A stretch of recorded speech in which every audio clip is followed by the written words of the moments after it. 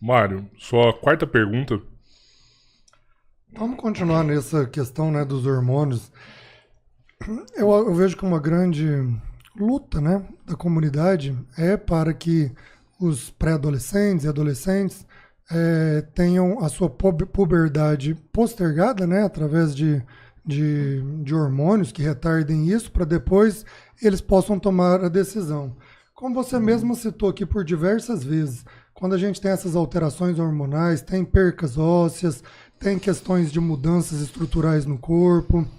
Como garantir para essas, né, crianças, jovens, adolescentes, que essas mudanças são seguras, não vão trazer risco para elas e essa possibilidade de uma eventual problema físico é mais importante do que um desajeito que a pessoa tem, que às vezes ela nem sabe entender pela fase que está vivendo, com tantas emoções e com tantas coisas? Qual é a sua opinião com relação, né, a essa utilização de hormônios em crianças e adolescentes? E o que você acha que deveria ou não ser feito?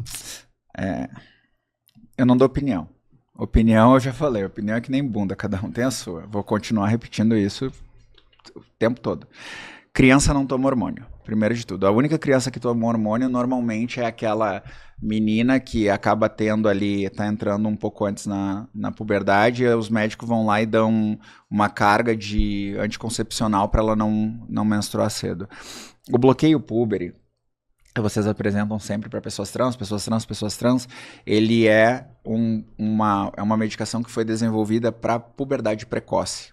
Porque existem crianças que com 5 anos entram na puberdade. A puberdade de uma menina, né, uma fêmea biológica em idade tenra, começa aos 8 anos em média, até ali os 12 anos. É o período que pode começar. Quando é um macho biológico, daí um menino de idade nova, de idade mais novinha, é dos 9 aos 13, tá? Então, durante o processo de acompanhamento, vou te dar um dado aqui que talvez tu não conheça, em geral, de cada 10 crianças que chegam para fazer um acompanhamento por se dizerem trans, 8 não são. E essas 8 não passam por tratamento hormonal, não passam nada, porque existe uma equipe multidisciplinar formada por psicólogo, psiquiatra, endocrinologista, nutricionista, assistente social. É um grupo de pessoas que acompanha aquelas crianças, normalmente de 6 a 10 anos. Algumas nem chegam a 6 anos, porque já se chega à conclusão sobre aquela criança bem antes, e elas não passam por nada desses processos. Das que ficam, dessas 2 que ficam, né? Aí a gente pode ou não bloquear a puberdade, que é algo que vai ser decidido em conjunto, através do desejo da criança, vai ser decidido pelos pais e pelos médicos se isso vai ou não ser feito. A medicação utilizada para esse bloqueio púbere, ela não tem efeitos permanentes comprovados até 2 anos de bloqueio púbere. A partir de 2 anos tem. A partir de 2 anos tu começa a ter uma possível perda de fertilidade ad eternum, assim, tu realmente perde a fertilidade se tu bloquear por mais de 2 anos, mas o bloqueio púbere costuma não durar mais de 2 anos. O Brasil, ele não faz muitos estudos nessa área, mas a gente tem uns estudos publicados pela JAMA Pediatrics. Quem quiser pesquisar, galera, JAMA Pediatrics são 2 estudos publicados em 2024. Esses 2 estudos, um acompanhou crianças e adolescentes por 10 anos e o outro acompanhou crianças e adolescentes por 6 anos, tá? Em todas as pessoas que foram acompanhadas, num grupo, eram mais de 700 pessoas nessa situação. Uma adolescente tomou 1 dose de testosterona e desistiu, e isso depois de fazer um acompanhamento super longo, e uma outra adolescente, aí fazendo a terapia hormonal cruzada de mulher trans, no caso, ela fez o bloqueio púbere por 8 meses e depois desistiu do bloqueio púbere. Não foi nem hormonização. Então, no universo de mais de 700 crianças e adolescentes trans, apenas 2 passaram por alguma terapia hormonal e desistiram. E nenhuma delas passaram por terapia hormonal ou bloqueio púbere por tempo longo o suficiente para que gerasse um resultado permanente ou alguma alteração genética permanente, né? Então, criar esse pânico em cima disso, como muita gente fala, mas o remédio para o bloqueio púbere é o mesmo para estuprador. Só que estuprador toma uma dose suprafisiológica. Suprafisiológica quer dizer, a dose é feita para interromper uma função biológica natural dele. Já na criança trans, a dose é dada no protocolo de tratamento por um período limitado para interromper temporariamente um processo. Eu não acredito que tu aceite que um menino de 5 anos entre na puberdade, porque isso vai gerar uma série de problemas para a saúde dele para o restante da vida. Eu não acredito que tu aceite que uma menina comece a menstruar com 5 anos. Isso vai gerar uma série de problemas para o restante da vida dela.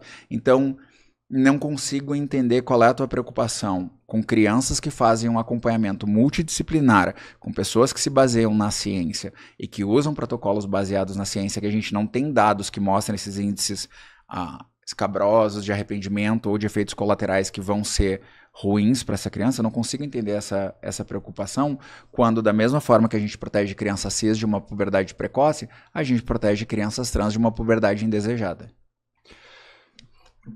3 minutos, Mário. Eu acho que quando a gente entra no tema, né, de crianças, aí é muito sensível.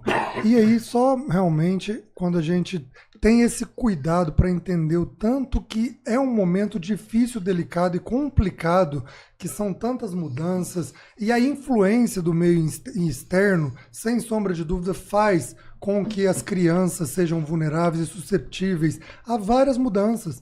Criança não tem idade para poder votar, não tem idade para dirigir, não tem idade para usar bebida alcoólica, não tem idade nem sequer para fazer tatuagem. Então a gente fazer bloqueio de puberdade, eu não consigo ver nenhuma justificativa que vale a pena. Todo o risco que a criança corre dela ter problemas físicos, e todos esses estudos que você falou, a grande maioria deles apontam para isso, que são inconclusivos. Não se sabe o quanto de desgaste ósseo, o quanto de infertilidade, o quanto de risco. E não adianta rir, porque não tem tratamentos longos, nós não temos tratamento há 20, 30, 40 anos. Porra. Estudos recentes de 5, 10 anos, quando a gente está falando em saúde, é muito pouco. Nós temos que ver isso a longo prazo, qual vai ser o efeito. E especialmente das crianças, né? Toda vez, na minha opinião, que a gente tem que debater esse tema, eu acho que é um desfavor que nós estamos fazendo para as crianças e para os adolescentes. Criança e adolescente são confusos, são muito influenciáveis, e toda essa mídia e propaganda que é feita, não é à toa que hoje tem muito mais crianças em dúvida ou fazendo tratamentos. Não é porque da cabeça dela, porque nasceu assim, é porque realmente faz muito mais propaganda e é muito mais, na maioria das vezes, uma decisão dos pais e do meio do que uma coisa que de fato a criança sozinha ia buscar ou ia querer fazer. Essa é a minha opinião. Que loucura, velho. É a pergunta agora? Tá, eu vou só comentar. Influência do meio externo, eu te falei como a pessoa absorve o meio, independente do que tu diga pra ela, porque isso é o esquema cerebral que faz, tá? Não pode votar, não pode beber. Realmente, não pode votar, não pode beber. E tu ignorou a parte que eu falei, que é os pais junto com uma equipe multidisciplinar, não é a criança que decide os negócios. Eu acho muito engraçado que, por exemplo, a gente tem mais casos de autismo também. Será que é porque é propaganda agora que tem mais pessoa autista? Nos anos 1500, a gente tinha um número micro de pessoas canhotas na sociedade, e aí, de repente, lá pelos anos 1800, a gente começa a ter um boom de pessoas canhotas. Será que o número de pessoas canhotas começou a aumentar? Não, é porque era considerado errado, era considerado pecaminoso, as pessoas apanhavam por ser canhotas, né?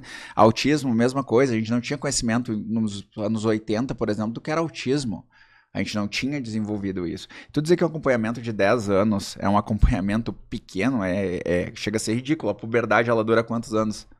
Quantos anos dura a puberdade? A puberdade dura 10 anos. A criança entra na puberdade com 8, ela vai ter a puberdade até os 18. Vai passar por todo o processo puberty dela até os 18, o início da puberdade dela, o estágio Turner 2 ocorre ali no início, entre os 8 e os 12, entre os 9 e os 13, é ali que ocorre isso daí. Então a criança não é quem decide, a criança demonstra algo, os pais procuram quem são os especialistas, fazem o acompanhamento e os especialistas acabam orientando, né?